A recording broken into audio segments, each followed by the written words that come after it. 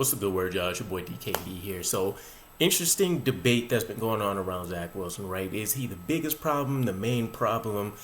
What's the impact to the franchise as a whole, from the front office, coaching staff on down to the personnel? And one aspect that we haven't thought about this Zach Wilson issue, right, is that there's a lot of different ways to debate it.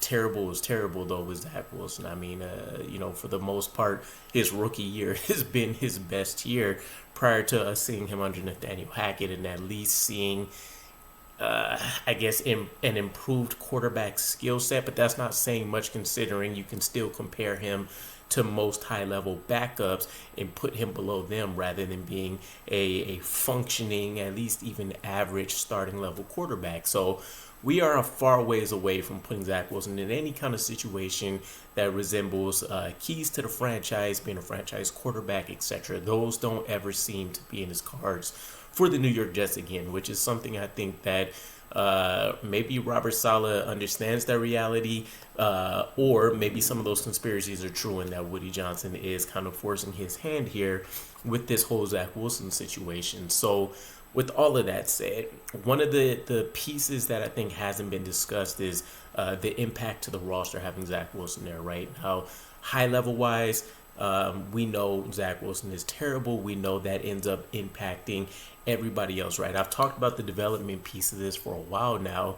You have Garrett Wilson, who's already an elite wide receiver, but you'd have to imagine he could hone his blade to a razor's edge if he had a guy like Aaron Rodgers, or at least any other functioning quarterback in the NFL. Instead, he's having to go out here and kind of it's almost kind of like the Steph Curry effect, if you will, right? Where now you get to almost play around a little bit when it comes to like heat checks and stuff like that, right? Garrett Wilson's having to play out of his mind and understand that he's either going to have a very tough catch every time the ball is coming his way for the most part, or he's going to have to make something spectacular happen just as a routine play to keep this offense moving up and down the field. Take a look at Tyler Conklin. It is amazing that he's quietly, even with Zach Wilson, been able to look like a low end, top 10 tight end within his league. So, you think how much better he would look again with the functioning quarterback. The offensive line, we spoke about that ad nauseum. I talked about it on the Jets Therapy podcast yesterday. A lot of what I'm still seeing with Zach Wilson is that he doesn't skillfully move around the pocket. You still kind of see him floating around. He doesn't have a great sense of pressure when it's coming.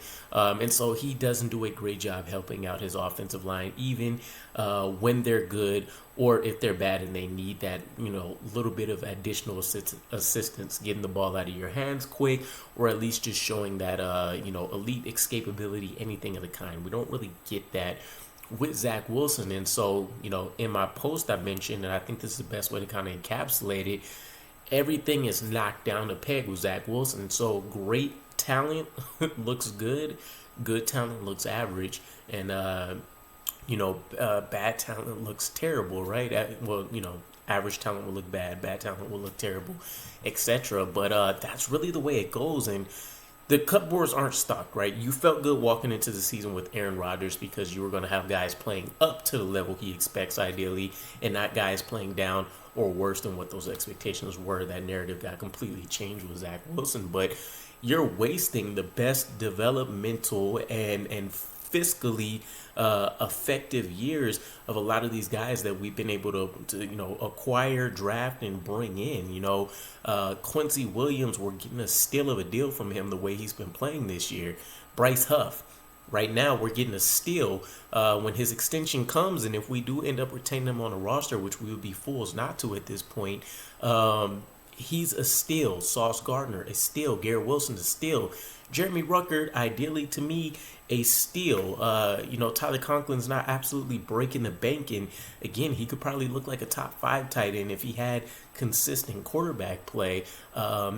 I would throw in the steal category. You know, you have Mekhi Becton, who was on a rookie contract, Joe Tippmann on a rookie contract, and you're stagnating that entire offense. And, you know, for some of the defensive guys that I mentioned, it's only so long that you're going to be able to keep, you know, the majority of that unit together before you have to make some business decisions. So I'm curious if the thought has crossed the franchise's mind about what the plan there for something like that is going to be, right? You know,